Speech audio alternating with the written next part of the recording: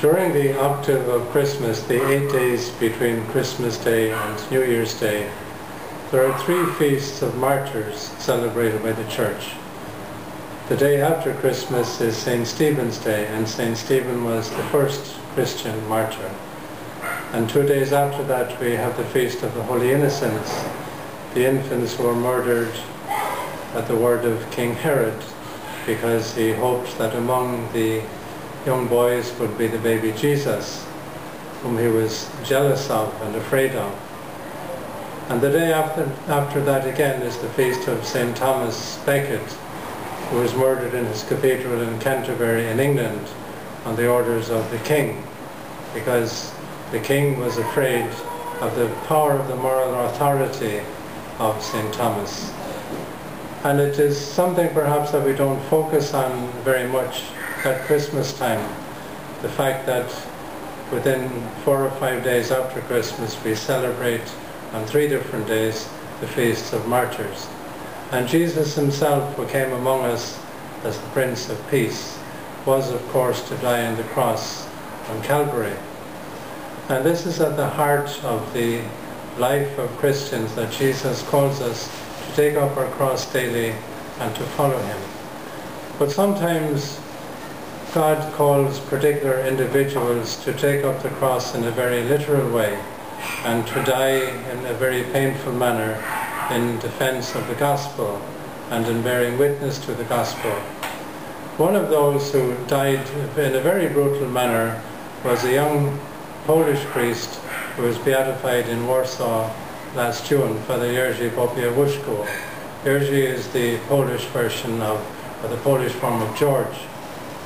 And he was beatified in the presence of his mother, Marianne, who was 100 years old. Father Jerzy was murdered shortly after celebrating Mass on October 19 in 1984. And in his last homily he spoke these words: "In order to defeat evil with good, in order to preserve the dignity of man, one must not use violence. It is the person who has failed to win on the strength of his heart and his reason who tries to win by force. Let us pray that we may be free from fear and intimidation, but above all from lust for revenge and violence."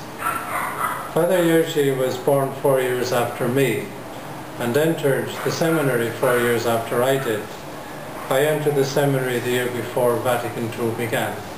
Father Jerzy entered the seminary just as the 4th and final session of the Vatican Council was beginning in 1965.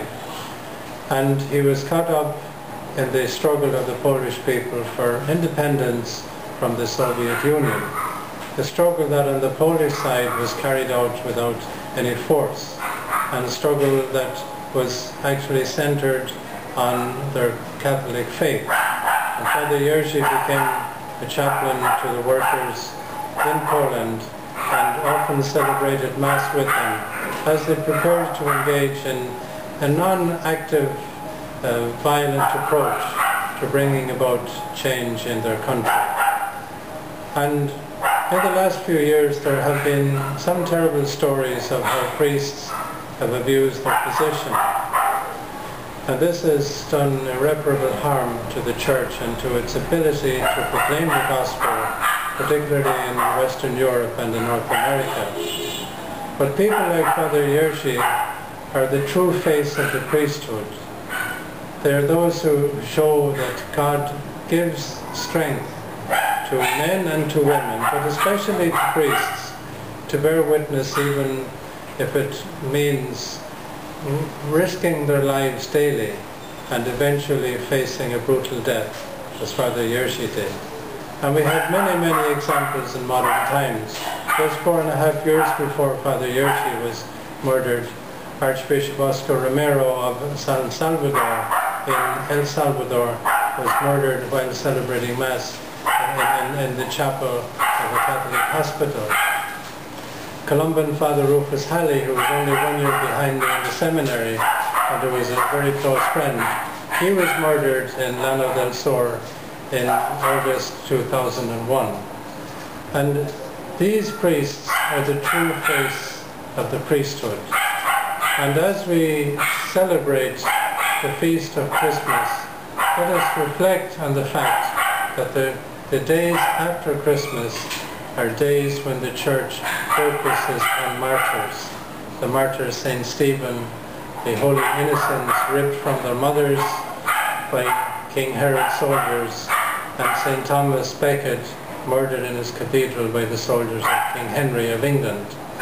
And let us thank God for the witness of people like Father Jerzy, about whom you can read in this new issue, the November-December issue of MISYON, and which includes a video that is based partly, or that shows extracts from a movie on the life of Father Jerzy, now Blessed Jerzy Popie Wushku, a model for priests, a model for all Christians in our very difficult times.